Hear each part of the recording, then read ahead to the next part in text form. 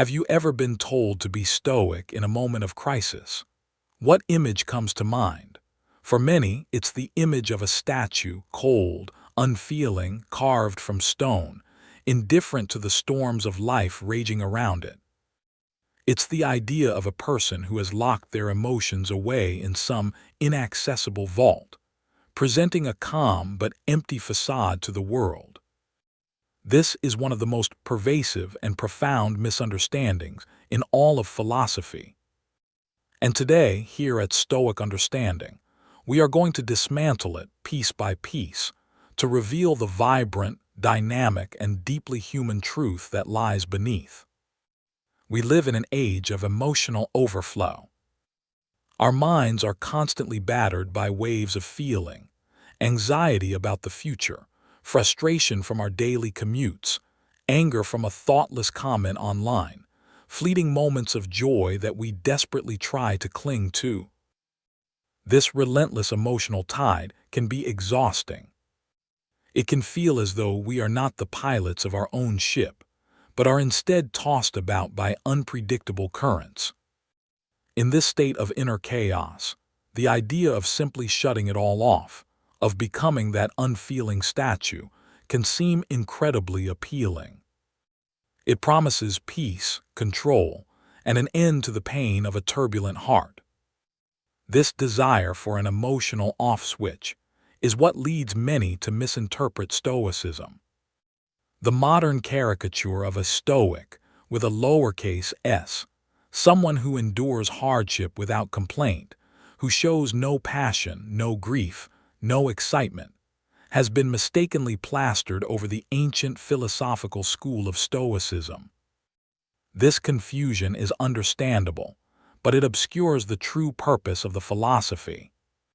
The Stoics were not interested in creating emotional deserts.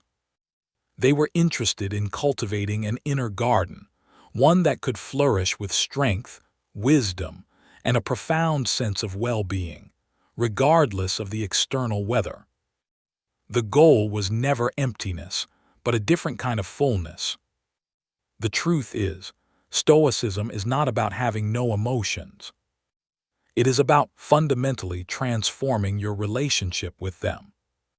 It is the art of understanding where emotions come from, how they gain power over us, and how we can wisely navigate them rather than be drowned by them. It's the difference between being a passive passenger on a stormy sea and becoming a skilled navigator who understands the winds and the currents. The Stoic does not deny the existence of the storm. They simply refuse to let it capsize their vessel. Welcome to Stoic Understanding. Together, let us explore this crucial distinction. To begin this journey, we must turn to one of the most powerful insights ever articulated, a statement from the Stoic philosopher Epictetus. He taught, men are disturbed not by things, but by the views which they take of them. This single sentence is the master key that unlocks the entire Stoic approach to emotion. It suggests that an external event, a traffic jam, a critical boss, a financial loss, is in itself neutral. It is a blank slate. The emotional color, the pain, the anger, the despair, is not inherent in the event itself. We are the ones who paint it on, with the brush of our judgment. Let's consider a simple, modern example. Imagine you are on your way to an important meeting, and you receive an email that the meeting has been abruptly canceled. What is your immediate reaction? For many, it might be a surge of frustration. What a waste of my time, or this is so unprofessional. In this moment, the event is the canceled meeting. But the emotion of frustration is not in the cancellation.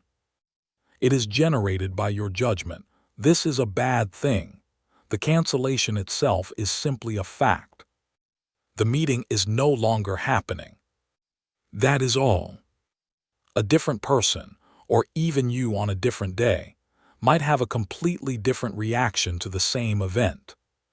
You might think, excellent, now I have a free hour to catch up on other work, and feel a sense of relief. The external event remained identical. The only thing that changed was the internal judgment you applied to it. This simple observation is revolutionary. It means that our emotional life is not a direct product of the world around us, but a product of the stories we tell ourselves about the world. And if we are the authors of these stories, we have the power to edit them. The Stoics had a precise vocabulary for this process. They recognized that we all experience what they called propathia, or first movements.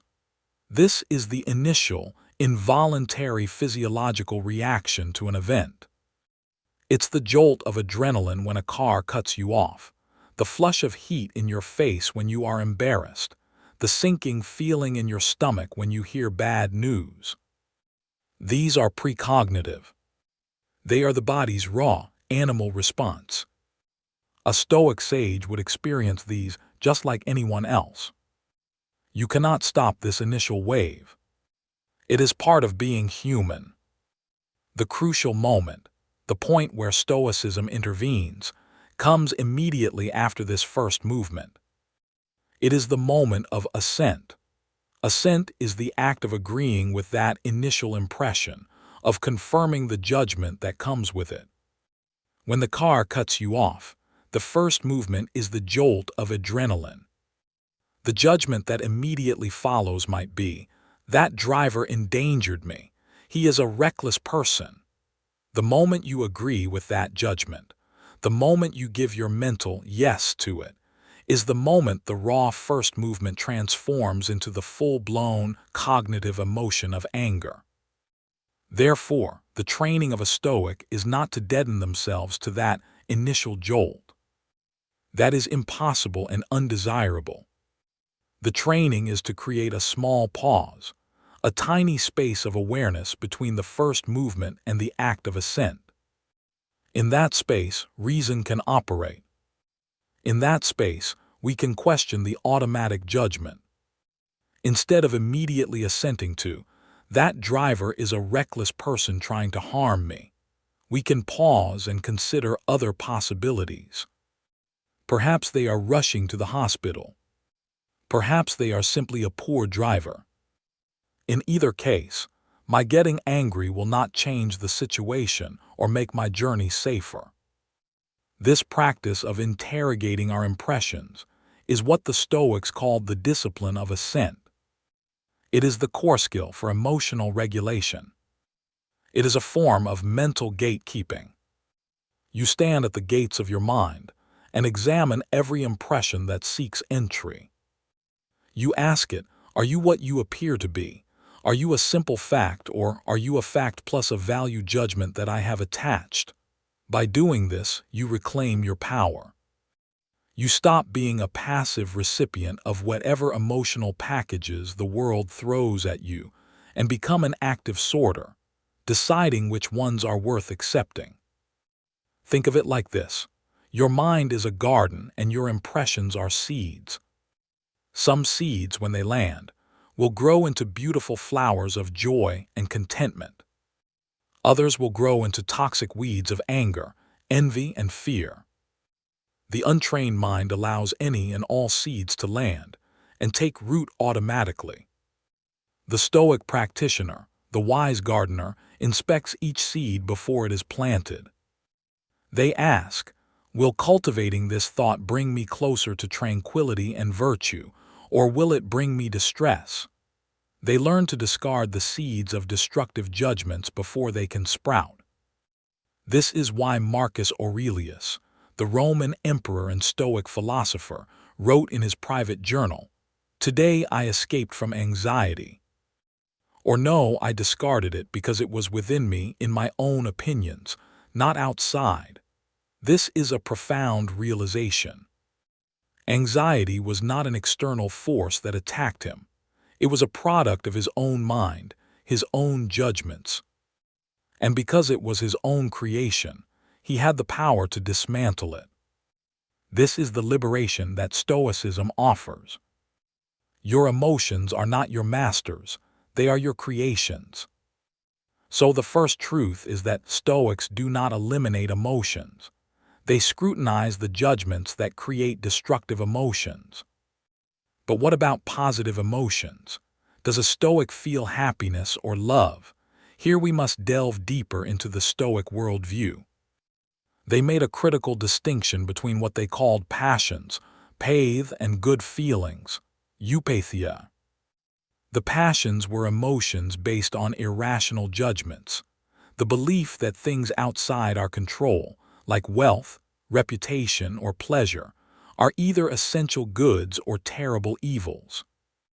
Anger, fear, craving, and irrational pleasure, these were the main categories of passion. They are considered passions because they make us passive. They happen to us, pulling and pushing us against our better judgment. They are based on a fundamental error, valuing what is not truly up to us. When we base our well-being on getting a promotion, we set ourselves up for anxiety beforehand and either irrational exuberance or crushing disappointment afterward. Our peace of mind becomes a puppet, and the strings are held by external events. The Stoics argued that the only true good is virtue, the excellence of our own character, expressed through wisdom, justice, courage, and moderation. The only true evil is vice, the corruption of our character. Everything else, health, wealth, reputation, pain, poverty, death, is indifferent. They are not good or bad in a moral sense. They are merely the raw material of life, the context within which we get to practice virtue. This is another revolutionary idea that has profound implications for our emotional lives. By internalizing this principle, the Stoic insulates their core well-being from the chaos of fortune. If your health fails, it is not a bad thing, but an opportunity to practice courage and patience. If you gain wealth, it is not a good thing, but an opportunity to practice generosity and moderation. By ceasing to label external events as fundamentally good or bad, you remove the fuel for the destructive passions. Fear arises from judging a future event as bad. Craving arises from judging an external thing as good. By reclassifying them as indifferent, you calm the waters. This does not mean a Stoic doesn't prefer health to sickness or wealth to poverty. They are not detached from reality.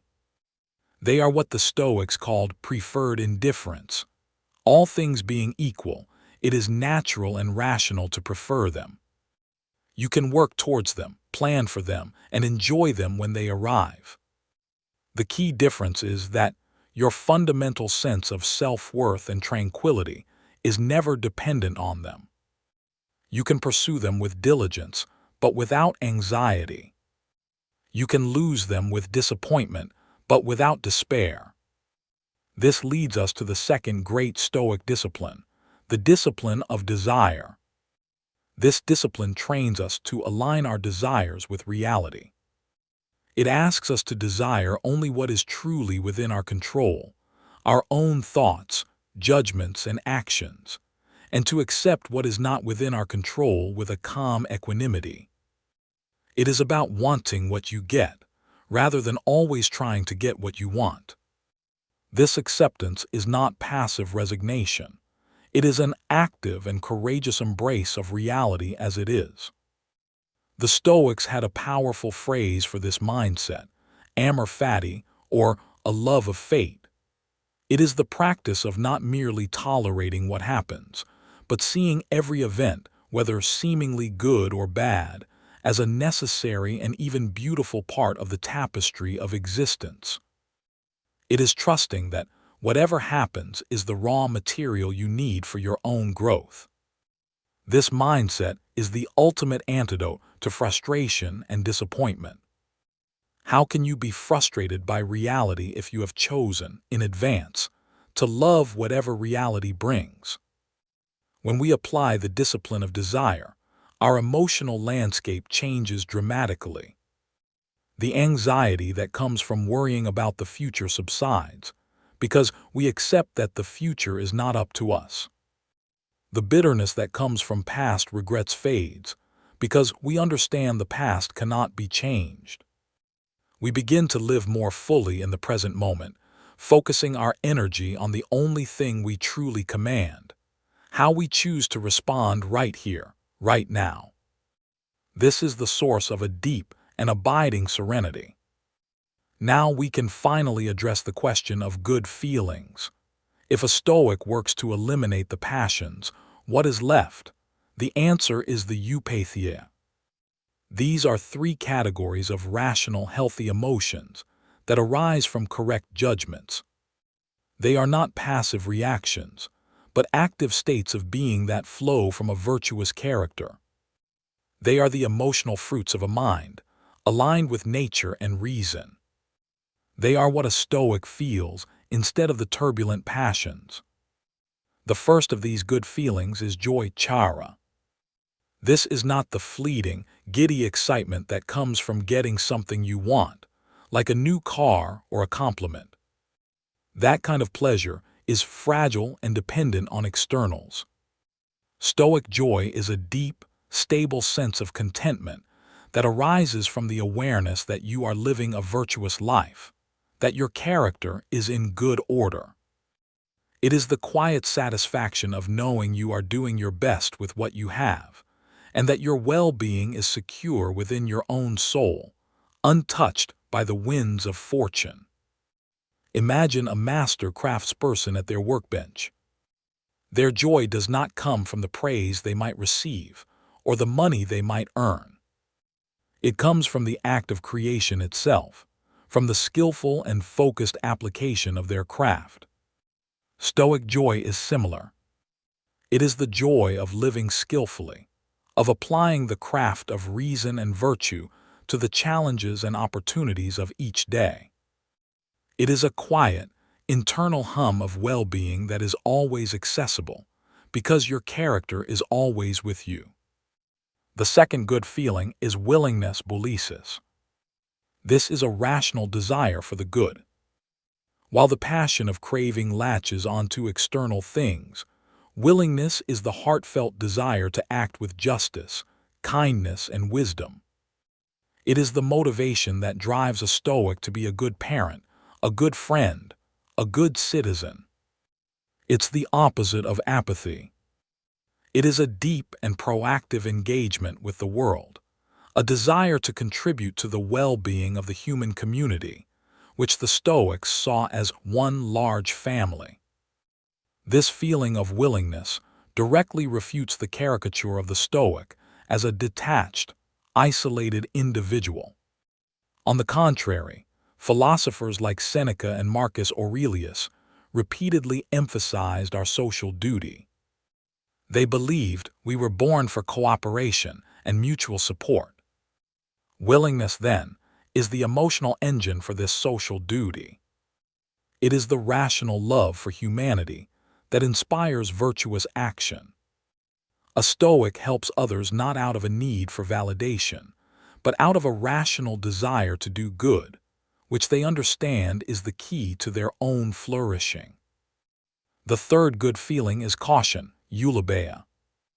This is the rational counterpart to the passion of fear.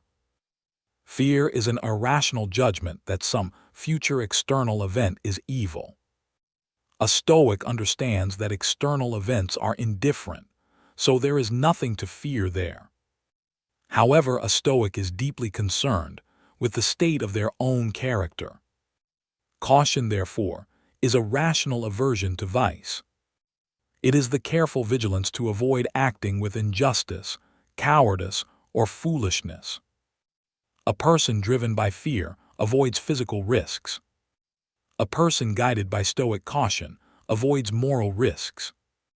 They are careful with their words so as not to cause undue harm. They are deliberate in their actions to ensure they align with their values. It is not an anxious, worried state. It is a calm, mindful awareness of the moral dimension of every choice. It is the healthy vigilance of a guardian protecting the most precious thing they have, the integrity of their own soul. So we see a completely new emotional landscape emerge. Instead of the chaotic peaks and valleys of anger, fear, and craving, the Stoic cultivates a state of joyful contentment, a willing desire to do good, and a careful caution to avoid vice. This is not an emotionless state. It is a state of optimized emotion. It is a rational, stable, and deeply fulfilling way of experiencing the world. The goal is not to feel nothing, but to feel the right things for the right reasons. Let's bring this back to a practical, modern scenario. Imagine you have been working hard on a project for months, and upon presenting it, you receive harsh, public criticism from a colleague. The untrained response would be a storm of passions. The first movement would be a hot flush of shame and a jolt of defensive anger. This would be followed by assent to judgments like, "They are trying to humiliate me, my work is a failure, and my reputation is ruined." This leads to days of resentment, anxiety, and self-doubt. Now, let's view this through the eyes of a practicing Stoic. They feel the same initial hot flush, the propatheia. They are human. But then they create that crucial pause. In that space, they apply the discipline of assent. They examine the judgments. Is it a fact that my work is a failure? No. The fact is, this person offered a negative opinion. Their opinion is external to me and not fully in my control. They withhold assent from the catastrophic judgment. Next, they apply the discipline of desire. They remind themselves that their goal is not universal approval, which is external, but to have done their best work, which is internal. They accept the reality of the situation. The criticism has been made. There is no use railing against it. Amor fati. This is the situation fate has presented. How can I use it virtuously? This reframes the entire event from a threat into an opportunity. Finally, they engage the discipline of action, guided by their good feelings. Their sense of caution prevents them from lashing out angrily and committing a moral error.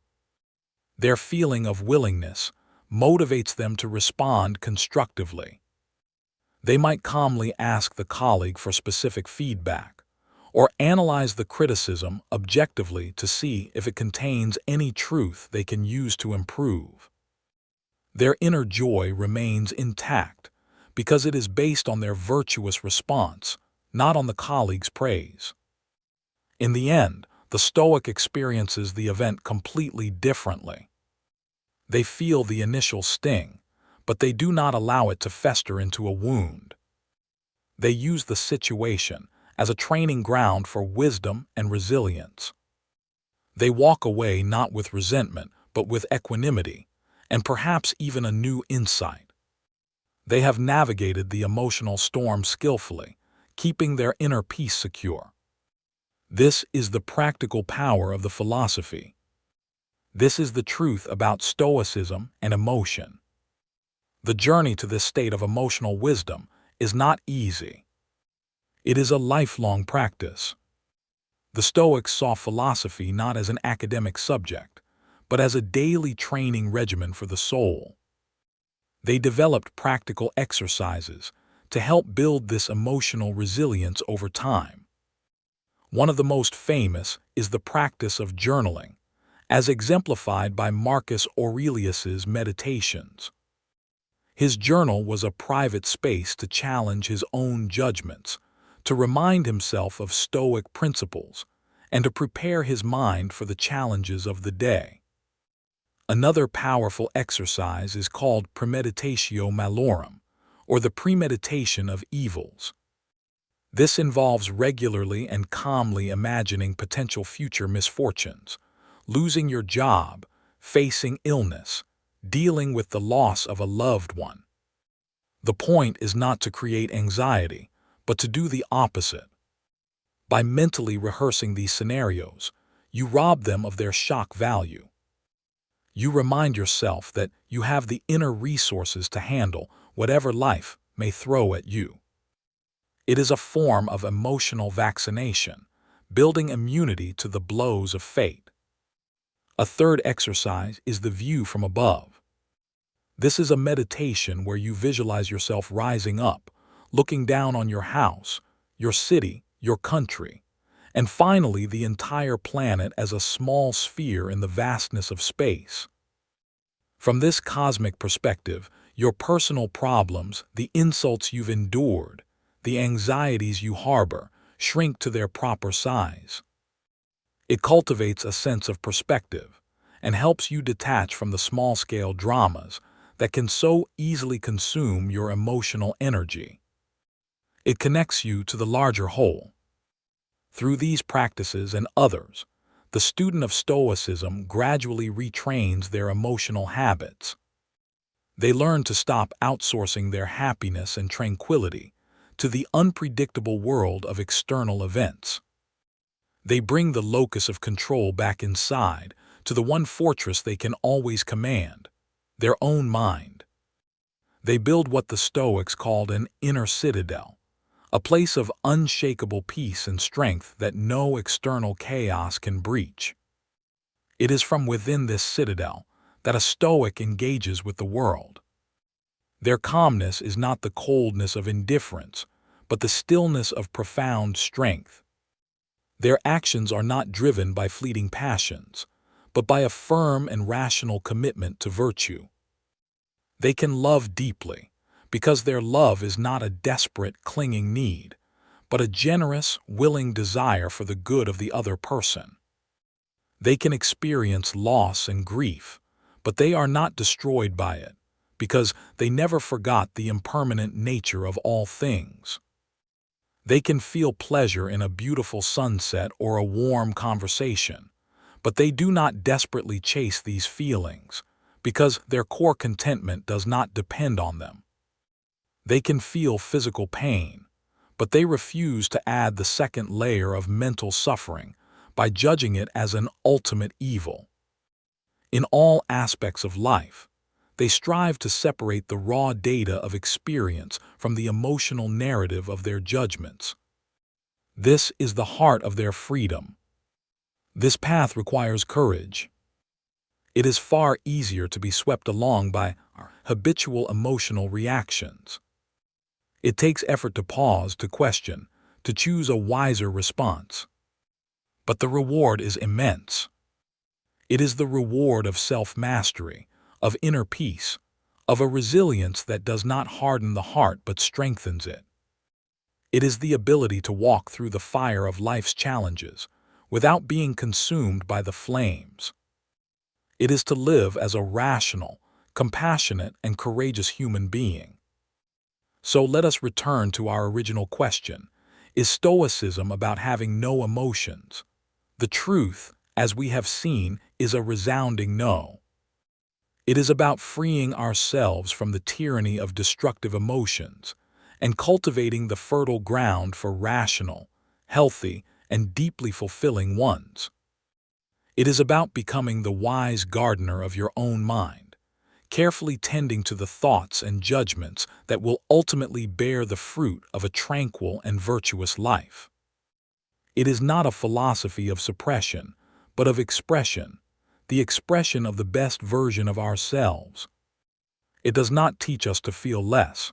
It teaches us to feel more wisely. It does not ask you to become a stone. It asks you to become a fortress, strong, secure, and a safe harbor from which you can engage with the world with purpose and grace. A place that is not empty, but filled with the quiet, unshakable joy of a life well lived.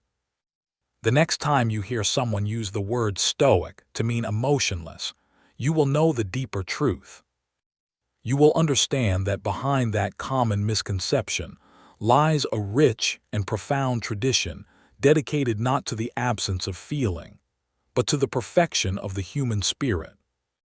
It is a path of transformation available to every one of us, right here, right now, in the midst of our messy, beautiful, emotional lives. The journey begins with a simple choice, the choice to look within. It begins the next time you feel a surge of anger or a wave of anxiety, and you decide to pause just for a moment and ask yourself, what judgment is at the root of this feeling, and do I have to agree with it? That single question is the beginning of your freedom. It is the first step on the path to becoming not an unfeeling statue, but the calm and wise navigator of your own soul. Remember the words of Seneca, another great Stoic teacher.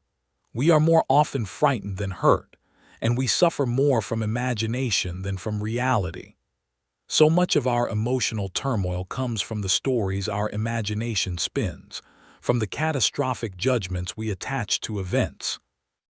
Stoicism provides us with the tools to see reality more clearly, to strip away the frightening fantasies, and to deal with the world as it truly is, with courage and a clear mind. This clarity does not make life less vibrant. In fact, it does the opposite. By clearing away the fog of irrational passions, we can see the world with greater appreciation. We can enjoy the simple preferred indifference, a good meal, a conversation with a friend, a walk in nature, with a pure and unclinging gratitude, knowing they are bonuses, not necessities. We can love our family and friends more fully, not for what they provide us, but for who they are, accepting them as they are. The Stoic path is one of increasing engagement, not withdrawal. By securing our inner peace, we become more capable of helping others. We are no longer so preoccupied with our own anxieties and grievances that we cannot see the needs of those around us. We become a source of stability and calm for our families, our colleagues, and our communities. A person who has mastered their inner world is in the best possible position to make a positive impact on the outer world. This is the final, beautiful paradox of Stoicism. By focusing intensely on our own inner state, on the cultivation of our own character, we become better equipped to fulfill our duties to humanity. By learning to desire only what is up to us, we free up immense energy to act for the common good. By mastering our emotions, we become a more reliable and compassionate presence in the lives of others. It is the ultimate win-win. So the statue is a false idol. Let us replace it with a more fitting image for the Stoic, the lighthouse.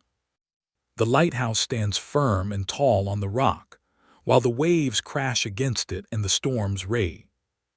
It does not fight the sea. It does not try to calm the storm. It simply stands its ground and shines its light, providing guidance, clarity, and a safe path for others.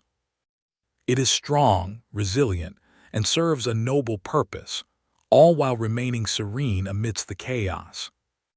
This is the goal of our practice: to build that inner lighthouse, to cultivate that inner light of reason and virtue, to understand that our emotions are not mysterious invaders, but signals that are telling us about our judgments.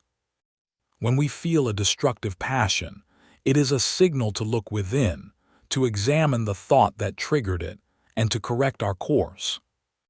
Emotions become our teachers, not our tyrants. We have covered a great deal of ground in this exploration. We have dismantled the myth of the emotionless Stoic. We have uncovered the central role of judgment in creating our emotional reality. We have explored the three disciplines of assent, desire, and action. And we have discovered the rational, healthy emotions of joy, willingness, and caution that are the true goal of the Stoic path. This is the foundation of a new understanding. Let this knowledge not be a mere intellectual curiosity. Let it be a call to practice. Start small.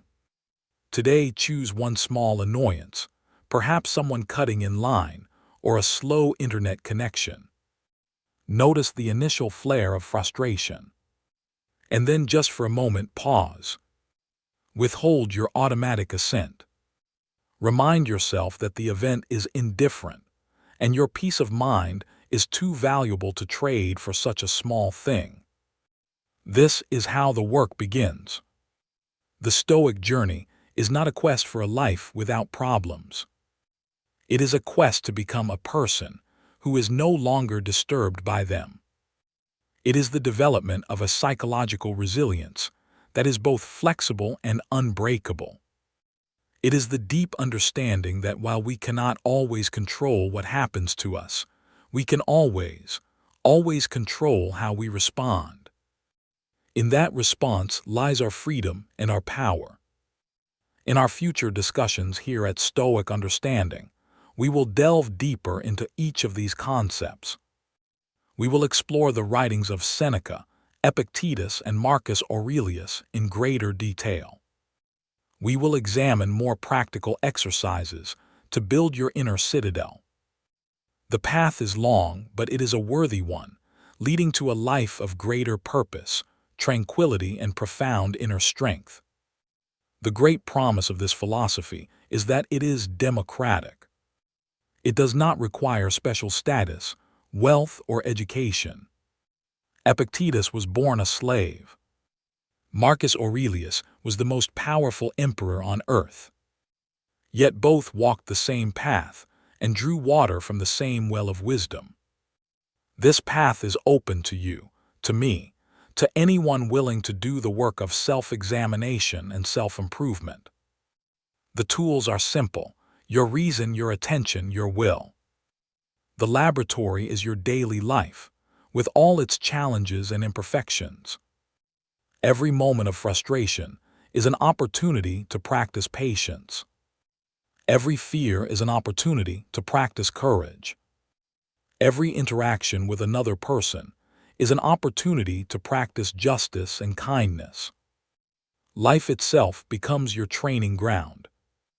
As we bring our reflection to a close, let the central message resonate. The Stoic is not a person who feels nothing.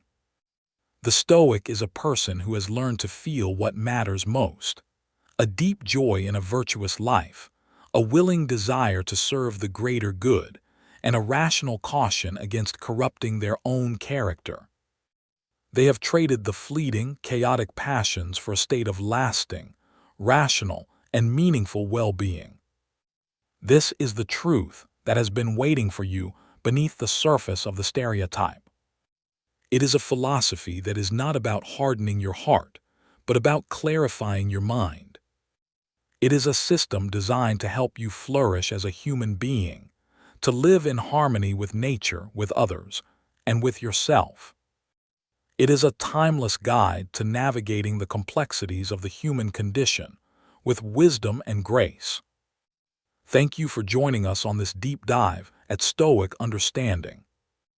If this exploration has provided you with a new perspective, if it has illuminated a path toward greater inner peace for you, we invite you to subscribe and continue this journey with us.